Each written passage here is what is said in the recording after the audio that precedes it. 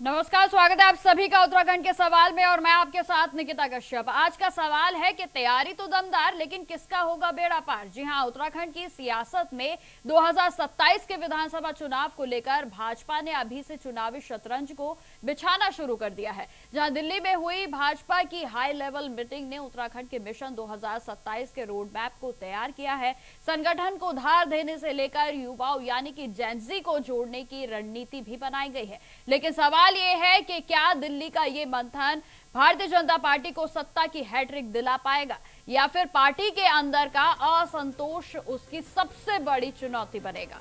नई दिल्ली में बुधवार को उत्तराखंड भाजपा की कोर कमेटी की बैठक हुई और जिसमें राष्ट्रीय अध्यक्ष नितिन नवीन और राष्ट्रीय महामंत्री संगठन बीएल संतोष ने प्रदेश के नेताओं के साथ चुनावी तैयारियों पर मंथन किया है। तो वहीं बैठक में संगठन को मजबूत करने, राजनीतिक कार्यक्रमों को तेज करने, तो साथ ही साथ सरकार संगठन के बीच बेहतर तालमेल को बनाने पर भी जोर दिया गया। और जहां भाजपा के नेतृत्व ने साफ संकेत दिया है कि 2027 का चुनाव केवल सरकार के कामकाज के भरोसे नहीं बल्कि संगठन और बूथ मैनेजमेंट के दम पर भी लड़ा जाएगा।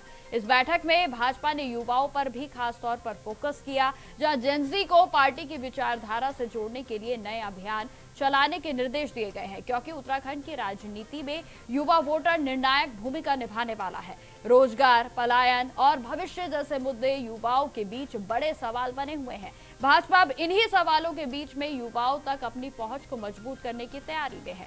तो वहीं चुनावी रणनीति के तहत कोर कमेटी के 17 सदस्यों को हारी हुई विधानसभा सीटों को मजबूत करने की नई जिम्मेदारियां भी सौंपी गई हैं।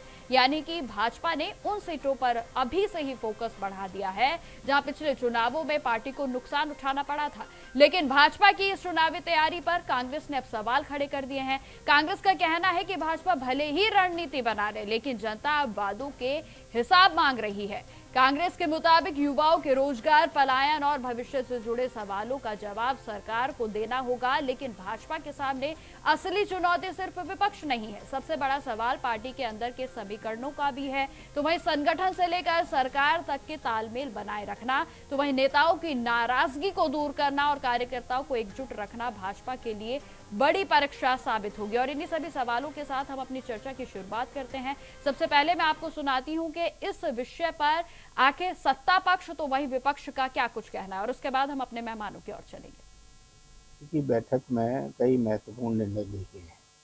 एक तो राज्य में चुनावी वर्ष है, 2027 की तैयारी कैसे करें उसकी चर्चा हुई और हर घर तिरंगा विषय पर चर्चा हुई। मंडलवार बैठकें होनी हैं, उसमें चर्चा हुई। विधायकों और सांसदों के साथ बैठकें होनी हैं, उसमें चर्चा हुई। और पार्टी का पूरा फोकस इस समय 2027 के चुनाव में है और निश्चित रूप से बूथ स्तर से अगर पार्टी अपनी मजबूती की तरफ ध्यान देगी तो निश्चित रूप से पार्टी 2027 में प्रदेश में तीसरी बार गांधी जी के नेतृत्व में सरकार बनेगी। और पार्टी का पूरा प्रयास है और घर घर तिरंगा कार्यक्रम के माध्यम से सरकार की केंद्र सरकार की जो उपलब्धियां हैं और राज्य सरकार की जो उपलब्धियां हैं उन सबको वहां तक आम आदमी तक पहुंचाने के लिए जेनजी के बारे में कितनी बना लें, उत्तराखंड के बारे में अंकिता भंडारी के मामले में क्या जवाब देंगे। चंपावत, सल्ट, काशीपुर, संतरेशा, देहरादून का पटन बाजार, आईएसबीटी, तमाम महिलाओं के खिलाफ अपराध पूरे राज्य में जिस पैमाने पर हुए हैं उस पर क्या जवाब देंगे। पूरे प्रदेश के अंदर जो पेपर लीक हुए हैं उसके बारे में क्या जवाब देंगे। हमारे उपनल कर्मचारियों को समान काम के लिए समान वेतन हाई कोर्ट, सुप्रीम कोर्ट के आदेश के बावजूद नहीं दे रहे हैं, उसके बारे में क्या जवाब देंगे। पूरे प्रदेश के अंदर खनन माफिया, शराब माफिया, राज्य के अंदर भू माफिया, तमाम तरह के जो अनियमितताएं हैं त्राहिमाम पूरा प्रदेश कर रहा है। 250 से ज़्यादा सड़कें तबाह हो रखी हैं, लोगों का संपर्क कटा हुआ है। अपने अस्पताल से, सीएचसी से, पीएचसी से, जिला अस्पताल से, स्कूल से, तहसील से, जिले से, क्या जवाब देंगे उसका? लड़कियां मर रही हैं, गर्भवती लड़कियां प्रसव के लिए अगर आ रही हैं तो अस्पताल नहीं पहुंच पा रही हैं, उसके लिए क्या जवाब देंगे? पूरे प्रदेश में 10 सालों में त्राहिमाम त्राहिमाम कर रही है जनता। कितनी भी रणनीति बना लीजिए, कितने भी स्ट्रेटेजीज बना लीजिए, कुछ होने वाला नहीं है। अब आपकी विदाई तय है, भारतीय जनता पार्टी को 2027 में उत्तराखंड से जाना ही होगा। तो जैसा कि आपने सुना कि सत्ता पक्ष तो वहीं विपक्ष पूरे तरीके से हमलावर है, और इसी विषय पर चर्चा करने के लिए हमारे साथ हनी पाठक जी जुड़ गए हैं, प्रदेश प्रवक्ता है भारतीय जनता पार्टी से। मैम, आपका बहुत बहुत स्वागत है चैनल पर। तो वहीं हमारे साथ आशीष सैनी जी जुड़ गए हैं, प्रदेश प्रवक्ता है कांग्रेस से। सर, आपका भी बहुत बहुत स्वागत है चैनल पर। हनी जी, आपसे ही चर्चा की शुरुआत करेंगे। देखिए, भारतीय जनता पार्टी की ओर से तो तैयारियां पूरे तरीके से शुरू कर दी गई हैं, लेकिन विपक्ष का कहना है कि कितनी भी तैयारियां कर लीजिए, अब जनता जो है वो मन बना चुकी है कि बदलाव चाहिए। हनी जी।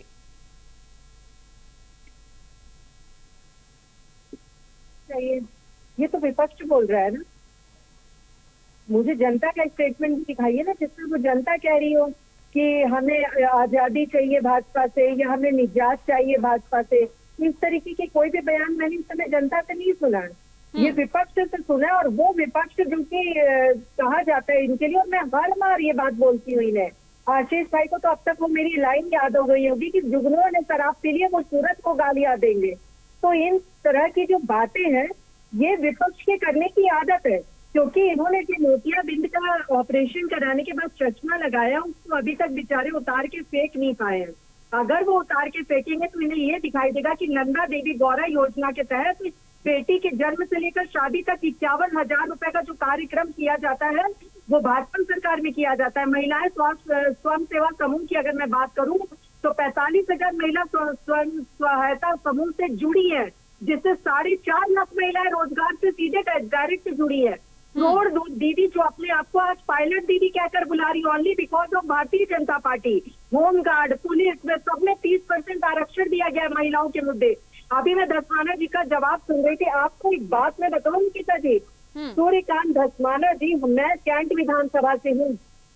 सूर्यकांत धस्माना जी ने 3 बार कांग्रेस ने उनको टिकट दिया, तीनों बार करारी हम कैंट विधानसभा से पाई है, और वो हमें ज्ञान दे रहे हैं कि जनता ने इनको। तो हनी जी, आपका कहना है कि ये सिर्फ जनता को बरगलाने की कोशिश कर रहे हैं, आप ये कहना चाहती हैं? पूरी तरह।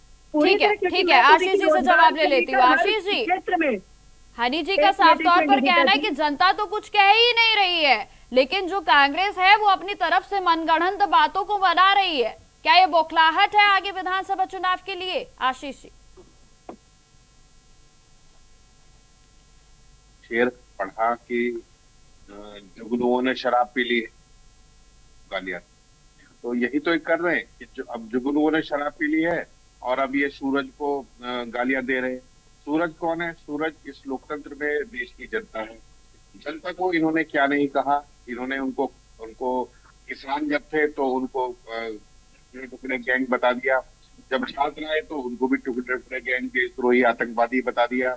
जब आज हमारे बच्चे जब अपनी नीट परीक्षा पेपर लीक के मामले में आज से नहीं, उत्तराखंड में तो बहुत लंबे समय से बैठे हैं, और इसमें तो हमारे जो मुख्यमंत्री जी हैं, इन्होंने अपनी गाड़ी अचानक मोड़कर झटका दिया पूरे प्रदेश को कि हमने सीबीआई जांच के आदेश दे दिए। और अंकिता भंडारी मामले में भी वीआईपी जांच, वीआईपी के आरोप जिस पर लगे उस पर भी सीबीआई जांच करने की बात की गई।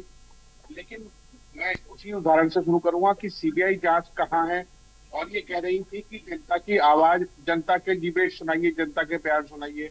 आपको मालूम होना चाहिए कि विपक्ष ही जनता की आवाज होती है। जनता को कोई आवाज सरकार के खिलाफ उठाना चाहती है तो वो विपक्ष के कान में बोलती है, और विपक्ष के लोग आपके सामने लाठियां भी खाएंगे, आपकी गोलियां भी झेलेंगे और आपके कानूनी कार्रवाई भी झेलेंगे, फिर भी उन आवाज को आपके कान में जरूर उठाते हैं। यानी कि आप ये कहना चाह रहे हैं आशीष जी, जनता की आवाज आपके साथ है। आपने कहा कि विपक्ष ही जनता की आवाज होती है, लेकिन जनता आपको साथ तो नहीं देती। हनी जी, जरा जवाब दीजिए। देखिए निकिता जी, बहुत ही बढ़िया तरीके से आज आप कमेंट कर रही हैं। निकिता जी, मैं बोलूं जी? निकिता जी, बड़ी शानदार तरीके से आप डिबेट में दोनों को एकदम 1-1 मिनट का समय जिस हिसाब से दे रही है, बहुत ही काबिले तारीफ तरीके से आप डिबेट करवा रही हैं। कहावत में आप कहूंगी आशीष भाई, सूरज की तपन तुमसे बर्दाश्त नहीं होगी, मोम सा पुतला है किरदार आपका, निकिता जी ने एक बात कही, आपको अगर समझ में आई गई है, उन्होंने कहा विपक्ष आपके हिसाब से जनता की आवाज है, लेकिन नगर निकाय चुनाव 0, लोकसभा चुनाव 0, विधानसभा चुनाव आगे आ नहीं पा रहे हैं। अगर आप जनता की आवाज है तो वो जनता आपको वोट क्यों नहीं दे रही है आशीष भाई? आगे कब मनन करेंगे? मैंने कहा ना कि आप तो सूरज की तपन बर्दाश्त नहीं होगी, क्योंकि मोम का किरदार है आपका, पिघल के तुरंत गिर जाएंगे। लेकिन हनी जी, भारतीय जनता पार्टी के लिए एक दूसरी चुनौती जो है वो बनी हुई है प्रदेश भर में। भारतीय जनता पार्टी के लिए अब अंदरूनी कलह जो है वो बड़ी चुनौती बना हुआ है। मैं आपको बता रही हूँ, अंदरूनी कलह जैसी कोई भी बात नहीं थी, जो अभी प्रोपेगेंडा में बहुत दिन से सुन रही हूँ कि इतने विधायकों की सीट खतरे हमारी, इतनी वो। अरे भाई, ये सर्वे करा कौन है? हमें भी तो पता लगी है सर्वे करा कौन रहा है। अपने मन से इस तरीके की बातें मनगढ़ंत करने, भाई हमने तो किसी प्रकार का सर्वे कराया नहीं, या तो आप भारतीय जनता पार्टी में शामिल हो चुके हैं और आपको पता है कि कौन सा सर्वे कराया, कौन सा नहीं कराया जा रहा है। इन्होंने देखिए अभी बात करी सीबीआई जांच की। मैं निकिता जी आपको बताती हूँ, अगर सीबीआई जांच अपने तरीके से ईडी वगैरह कार्य नहीं कर रही होती तो हाकम सिंह जैसे व्यक्ति जो हमारे बच्चों के भविष्य के साथ खिलवाड़ कर रहा था, उसकी 70 लाख के करीब संपत्ति को जब्त नहीं किया गया होता। ये नकल पर कड़ा प्रहार करती धामी सरकार की तरीके से कार्य कर रही है धामी सरकार। ये बात करते हैं कि क्या काम आपने किया, तो मैं आज इनको सिर्फ योजनाएं दिखाती हूँ, जैसे महिलाओं की सुनाई अब और सुनाती हूँ। महिलाओं का 30% 36 आरक्षण, सहकारिता विभाग में महिलाओं का आरक्षण, ये सब कोई अगर कोई किया है तो। लेकिन हनी पाठक जी देखिए, आप इस बात को नहीं झुठला सकती हैं कि भारतीय जनता पार्टी के बीच में अंदरूनी कलह चल रहा है, क्योंकि अभी हाल ही में विधायक जी का वीडियो आपने देखा होगा जिसमें उन्होंने कहा था कि श्रेय लेने की होड़ जो है वो लगातार आपके मंत्रियों और नेताओं के बीच में देखने को मिली है। तो हनी जी देखिए, आप इस बात को तो नहीं झुठला सकती है कि अंदरूनी कलह नहीं चल रहा है। ठीक है, मैं आपके पास दोबारा से लौटूंगी। आशीष जी, आप कुछ कहना चाह रहे हैं जवाब में? जी बताएं। देखिए, आज मुझे हनी पाठक जी के बयान बड़े अच्छे लग रहे हैं, क्योंकि ये जो भी बात बोल रही है वो इनके खिलाफ जा रही है। इन्होंने कहा कि सूरज की तपिश होगी और मोम का किरदार आपका है, तो मोम का किरदार तो निश्चित रूप से भारतीय जनता पार्टी का है। ये इन्होंने कहा कि हम चुनाव जीत रहे हैं, ये चुनाव वोट चोरी से जीत रहे हैं, ये कांग्रेस पार्टी ने ऑफिशियली आरोप लगाया है भारतीय जनता पार्टी पर। और अभी जो एफआईआर चल रही है इसमें 2 चीजें सामने आई है। नंबर 1, वो जो नोटिस है उनकी कॉपी भारतीय जनता पार्टी के कार्यालय में से निकल रही है।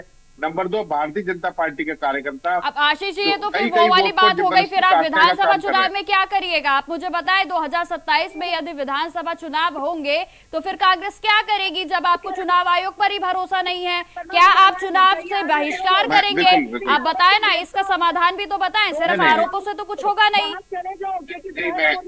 मैं इसका समाधान बता रहा हूँ। आज जैसे आपके चैनल पर आपने मुझे थोड़ी देर बोलने का मौका दिया, तो मैं वो बात आपके माध्यम से पूरे देश प्रदेश में पहुंचा रहा हूँ। एफआईआर में का प्रयास कर रहा है। हनी जी, मैं लौटूंगी आपके पास। आशीष जी, हनी पाठक जी सुन लीजिए ना, वो ये इनके मोम का किरदार है, तपिश बर्दाश्त नहीं कर पा रहे सवालों की। अभी ने थोड़ी देर अगर रुक जाए तो मैं बताऊं। अब मैंने आपसे कहा कि आपने कहा कि कांग्रेस क्या कर रही है। कांग्रेस केवल एसआईआर के पहले, जिसे हम सामान्य ढंग से लेते थे, आपको मालूम है 2003 में जब एसआईआर हुआ तो मुझे आप भी या कोई भी व्यक्ति जो उस समय रहा होगा, मैं भी उस समय मतदाता था, तो हम तो कभी किसी चुनाव आयोग के किसी कार्यालय पर या कोई नोटिस या कोई इतनी चीज हमें उसका सामना नहीं करना पड़ा। आज जिस समय हम यहाँ पर अब मतदान की बात कर रहे हैं और जिस तरीके से नोटिस दिए जा रहे हैं, मुझे खुद नोटिस आया है, जबकि मैं लंबे समय से और 2003 का पूरा रिकॉर्ड भी वहां दे चुका हूँ, उसके बावजूद भी बिना कारण बताए नोटिस जारी किए जा रहे हैं। तो अब हम लोगों ने क्या किया, आपने बहुत सही सवाल पूछा। अब हमारे वकीलों की जो फौज है वो हर विधानसभा के बाहर खड़ी है कि कहाँ आप वोट काटना काम करेंगे, वही पैर पे पैर रखकर हम उस तो अब क्या आपको अपने लोगों पर भी भरोसा नहीं है? आप ये बताएं ना, चुनाव आयोग ने तो ये भी कहा है कि आप बीएलए को बिठाइए, आप हर बूथ पर बीएलए को बिठाइए ना, आप अपना एजेंट बिठाइए। अब आपको अपने एजेंट पे भी भरोसा ना हो और तब भी आपको एसआईआर की प्रक्रिया पर यदि सवाल उठाने, तो फिर कैसे चलेगा आशीष जी? ठीक है आशीष जी। हनी जी, मेरा सवाल आपसे ये है कि बार बार विपक्ष जो है वो खास तौर पर एसआईआर की प्रक्रिया पर क्यों सवाल उठाता है? हनी जी, अरे एसआईआर मजे की बात करें निकिता जी, अभी आपने पूछा इनके गणेश गोदियाल जी जो प्रदेश अध्यक्ष कांग्रेस के, कॉम्प्रिहेंसिव रिपोर्ट को वो ऐसा और वो भाई हनी जी, आपकी आवाज जो है वो बीच बीच में कट कर आ रही है। आवाज उठानी है क्योंकि हमारे पास रोड मैप नहीं है। 57 साल के बच्चे को दूध की बोतल ही दे रहे, हमें कोई काम और दूसरा आता नहीं, हम झारखंड जा नहीं सकते। वहाँ पे बंदा आंसर में बैठा बैठा खत्म ही क्यों ना हो जाए, हम उसकी चीज। हनी जी, क्या आप मेरी आवाज सुन पा रही हैं? हम पंजाब हनी जी, क्या आप मेरी आवाज सुन पा रही हैं? बिल्कुल सुन पा रही हूँ जी हनी जी, आप अपनी ईपी बाहर निकाल देंगे तो शायद आवाज जो है वो सही तरीके से दर्शकों को भी सुन पाएगी, क्योंकि आपकी आवाज जो है वो बीच में ब्रेक हो रही है। जी नहीं आ रही मेरी आवाज?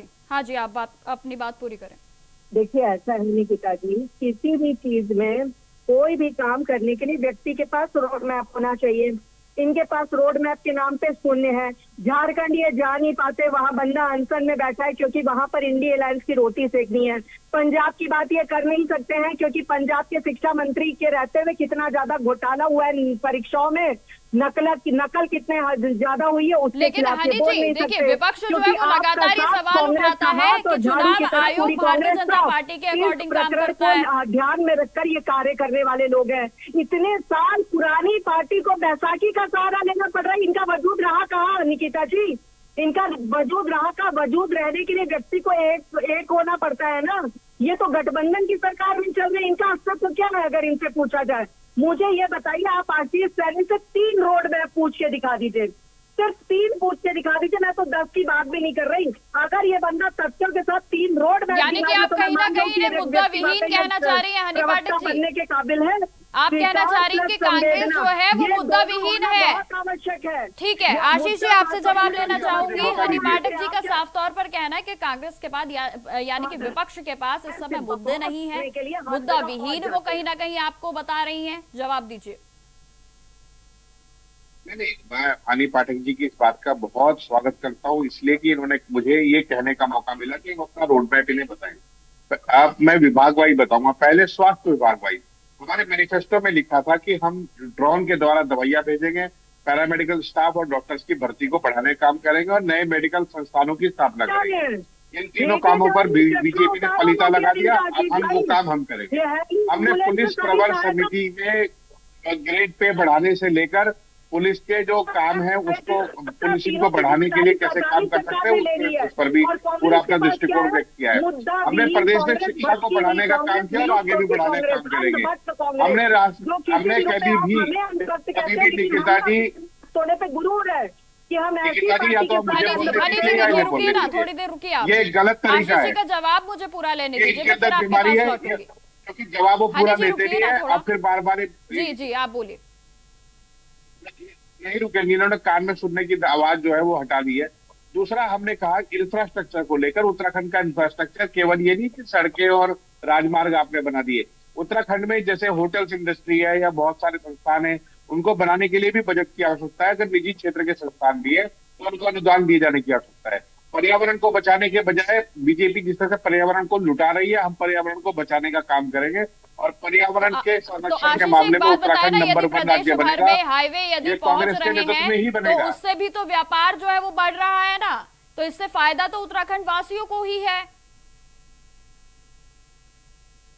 नहीं, मैं आप जो सड़क बना रहे हैं उसके जो पेड़ काट रहे हैं, इनसे ये पूछ तो लीजिए वो काटे हुए पेड़ लगा कहाँ पर है। एनजीटी के आदेश है कि एक पेड़ के बदले 2 पेड़ लगाने, पेड़ लगा रहे हैं हरियाणा में, उत्तराखंड में। ये कौन सा लॉजिक है? मुझे इनका लॉजिक समझ में नहीं आ रहा है। मैं इसीलिए मान रहा हूँ कि ये लोग इतने गंभीर नहीं है। जी तो आशीष जी, आप कहीं ना कहीं ये कहना चाहते हैं कि जो वादे किए गए थे वो पूरे नहीं किए हैं भारतीय जनता पार्टी ने। के लिए कोई योजना बताओ, कुछ है भी बताने को? नकल विरोधी कानून हमने ऑलरेडी इतना कड़क ले आया है। यूसीसी जैसा उत्तराखंड को पहला विरोधी कानून में हाकिम सिंह की जमानत करा दी आपने। हाकिम सिंह की जमानत कराकर आपने अपना मेहमान घोषित कर दिया है। कौन सी दुनिया में जी रहे हैं? नकल कराने वाले लोग भाजपा के दफ्तर से बाहर निकलते हैं। दिया जा रहा है सब्सिडी कराने वाले लोग भाजपा के दफ्तर से बाहर निकल रहे हैं। बताइए जरा क्या लॉजिक है इनका? फंड दिया जा रहा है। 1 लाख बढ़ती 2022 से 22,000 सरकारी किताब पर नियुक्ति पढ़कर बोल पत्र रही है, प्रक्रिया क्या में चल लॉजिक रहे है? हैं। चलिए ठीक है। जनता को हनी क्या पाटिल मिल जी, रहा मैं है आपसे बताइए ना। आखिरी सवाल लेना बताइए। चाहूंगी। देखिए समय का अभाव है, बारी बारी से आप वो बोलेंगे तो ज्यादा बेहतर रहेगा। हनी जी, मेरा आपसे आखिरी सवाल है, आप मुझे इस बात का जवाब दीजिए कि आगे विधानसभा के चुनाव है, विपक्ष से ज्यादा कहीं अपने लोग ही तो आपके लिए चुनौती नहीं बन रहे हैं? हनी जी, पर्यावरण बचाएंगे। पर्यावरण बचाने के लिए दिमाग होना चाहिए, जो भारतीय जनता पार्टी कर रही है, जो भारत को हमारे में दिमाग है, आप पे नहीं है। तीसरे नंबर पर हनी जी, क्या आप मेरी आवाज सुन पा रही हैं? पार्टी में ले जाकर मंत्रिमंडल में बैठा चुके हो। हनी जी, क्या आप मेरी आवाज सुन पा रहे हैं? मुझे पूरी आपकी आवाज आ रही जी, है। आप आपके आखिरी बताइए। कमेंट्स में जानना चाहूंगी, आप दर्शकों से क्या कहना चाहेंगे? मैं दर्शकों से सिर्फ और सिर्फ ये कहना चाह रही हूँ कि धामी सरकार जिस हिसाब से आपके लिए कुशल प्रबंधन के तहत जन जन की सरकार जन जन के द्वार के तहत 0.0 चल रहा है, जन जन की सरकार जन जन के द्वार, जिसमें पहले 3.5 लाख से ज्यादा लोग लाभान्वित हुए हैं निकिता जी, और उनकी योजनाओं का निस्तारण उनके घर के दरवाजे के बाहर जाकर किया गया है। उसी क्रम में जन जन की सरकार जन जन के द्वार पार्ट 2 चलना शुरू है, जिसके तहत हर घर सरकार जा रही है। ये धामी सरकार है जो कि आपदा में पीड़ितों के साथ खड़ी रहती है, चाहे धराली हो, चाहे थराली हो, चाहे माल देता हो, कहीं पर भी आपदा आती है तो बंदर बांट करने का कार्य नहीं करती है, उसमें अपनी जनता को बच्चा मानकर कार्य करती है। वो ये कहती है कि अगर एक महिला का हमने उद्धार किया तो हमने एक कन्यादान के स्वरूप ठीक है हनी जी। आशीष जी, बिल्कुल आपके मैं आखिरी कमेंट जानना चाहूंगी, आप जाते जाते दर्शकों से क्या कहना चाहेंगे? छोटा सा कमेंट। मैं इतना ही कहूंगा, जितना आज की डिबेट में इन्होंने झूठ बोले हैं और ऐसी जनता को इन्होंने लगातार झूठ और छल प्रपोषण का काम किया है, अब जनता इनकी हर हरकत को समझ चुकी है, इनके हर बयान को देख रही है। आज भारतीय जनता पार्टी अपनी लोकप्रियता खो चुकी है। 47 में से 32 विधायक टिकट काटने की कगार पर आ गए हैं, जनता के सवालों का सामना नहीं कर पा रहे हैं, इसीलिए भाजपा में भगदड़ मची हुई है। 32 विधायक अगर नाकारा साबित हो रहे हैं तो आप अनुमान लगाइए कि सरकार की बदहाली क्या होगी। इनके लिए तो मैं एक ही शेयर करूंगा, जब रात है ऐसी मतवाली तो सुबह का आलम क्या होगा। अभी चुनाव से पूर्व में यह हालत है, तो चुनाव का वक्त आएगा तो क्या हालत होगी आपकी, आप अनुमान लगाइएगा और बताइएगा उस वक्त देश की प्रदेश की जनता को कि आपने पेपर लीक कराने वाले आरोपी की जमानत क्यों कराई, आपने अंकिता भंडारी के वीआईपी को प्रदेश से बाहर क्यों भेज दिया। ठीक है आशीष जी, हनी जी, आप दोनों का हमारे साथ चर्चा में जुड़ने के लिए बहुत बहुत धन्यवाद। तो जिस तरीके से आपने सुना कि आरोप प्रत्यारोप की राजनीति पूरे तरीके से चरम पर है, जहां विपक्ष का खास तौर पर तमाम सवाल जो है वो सत्ता पक्ष पर उनकी ओर से उठाए जा रहे हैं, तो वहीं आपको यह भी जानकारी देते चले कि सत्ता पक्ष का साफ तौर पर कहना है कि आगे आने वाले समय में यानी कि विधानसभा चुनावों की तैयारी पूरे तरीके से शुरू कर दी गई है। अब आगे आने वाला समय ही यह बताएगा कि 2027 की तस्वीरें क्या कुछ होंगी। तो फिलहाल मेरे साथ आज की इस पेशकश में इतना ही। देश दुनिया की तमाम खबरों की जानकारी के लिए बने रहें हमारे साथ। नमस्कार।